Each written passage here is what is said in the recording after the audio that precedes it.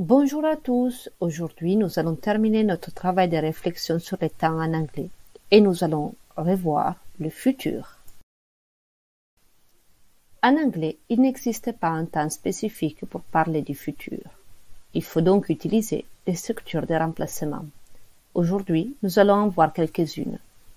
Les présents simples, les présents biverbes ing, going to plus base verbale et will plus base verbale. On utilise les présents simples pour exprimer le futur quand il s'agit d'un événement planifié sur un horaire, sur une planification.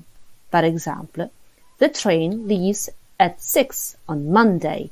Tous les lundis, le train part à 6 heures. C'est sur l'horaire. On utilise le présent biverbe ing quand il s'agit de parler de rendez-vous ou d'échéances futures et planifiées. Souvent, dans les contextes, on trouve une indication de temps. Par exemple, I'm meeting Jane at 3:30 on Friday. C'est marqué sur mon agenda. Going to plus base verbale. I'm going to buy a new car. Ma voiture, elle est vieille. Cela fait 6 mois que j'ai décidé de la changer. Et bientôt, je ne sais pas encore quand, je vais la changer. Going to permet de parler d'une décision qui a eu lieu dans le passé pour une échéance non planifiée.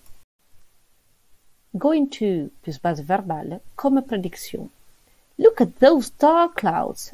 Yes, it's going to rain. À l'heure actuelle, je constate qu'il y a des gros nuages dans le ciel.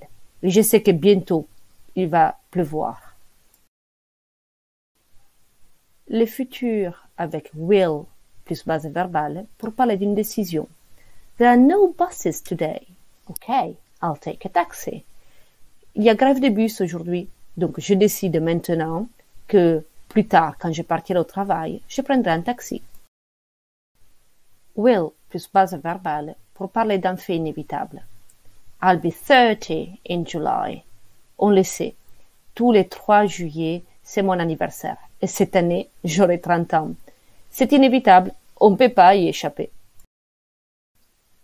Pour résumer, pour parler du futur, je peux utiliser le présent simple quand il s'agit d'horaire, le présent biverbe ing quand il s'agit d'un rendez-vous planifié écrit sur un agenda. On peut aussi utiliser going to plus base verbale pour parler d'une intention future non planifiée par rapport à une décision passée. Pour parler d'une prédiction par rapport à des événements présents. Je peux aussi utiliser will plus base verbale pour une décision faite maintenant ou pour un fait qui est inévitable.